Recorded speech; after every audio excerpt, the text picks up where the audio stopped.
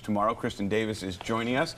Thanks for being with us. Thanks for having me. You've done some outlandish things in the past. You've said some pretty outlandish things in the past. I think a lot of people, though, are very curious as to how one winds up going from a normal life to becoming a madam. Basically, the economics. If you look at the economics of the sex industry, it's recession-proof. It's the one industry women will always make more money than men. I was in finance. I used to be vice president of a hedge fund, and I looked at the economics of it, and I said, what am I doing here for $150,000 a year when I could make millions? And you did? I did. I did. I lost millions also. The state took all of my money, to put that out there. But I did run a very successful business, pro-women oriented business. That's pro-women. How can you run a prostitution ring that you say is pro-women oriented? Many women would take offense to that remark.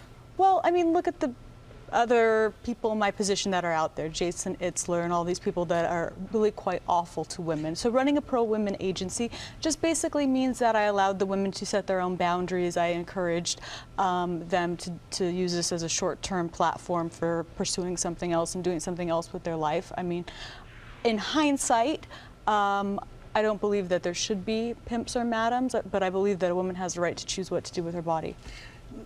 This new Lifetime show that's on tomorrow, do you get into some of the clients that you worked with? What is it about?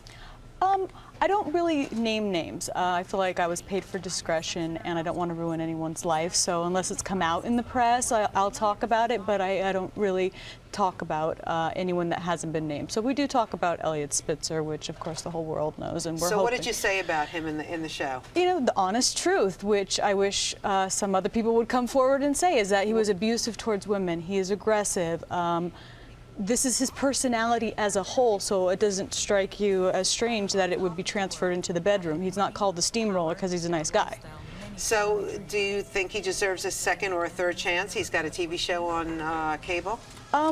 He benefited from this because his salary as governor was, what, $175,000, and he went to being an anchor at, you know, close to $1 million. So he did profit.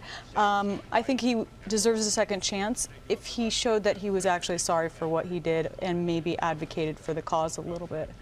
Are there still plenty of names that no one knows that everyone would recognize? Of course. I kept all of my information, my credit card receipts, and I kept my mouth shut. I think that that's how, you know, most madams should be. Were you ever surprised at who showed up? Many, many different times. But at the end of the day, I had 120 girls, 5 locations. It was just about, you know, money. It wasn't about, oh, this person's impressive. Fame or status doesn't impress me. I just wanted to make ends meet. Why did you want to do this Lifetime show? I mean, you know, people in your old business, very, you know, kind of keep discreet, right?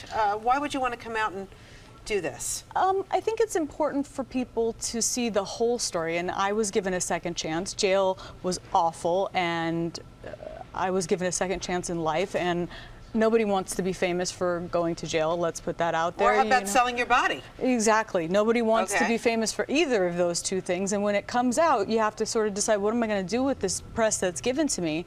I chose to advocate for causes I believe in, and I think that I want people to understand that you can make mistakes in life and you can rebound from that.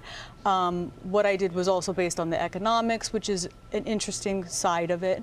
What are you doing with your second chance? What's the rest of your life look like? Oh, well, I'll probably be running for mayor next year. What? I ran for governor in 2010 and successfully debated Andrew Cuomo and said some fun things. So I feel very strong. But why? Now, are you really running for mayor? I mean, do you really honestly believe you have a shot at being mayor, or is that a publicity stunt?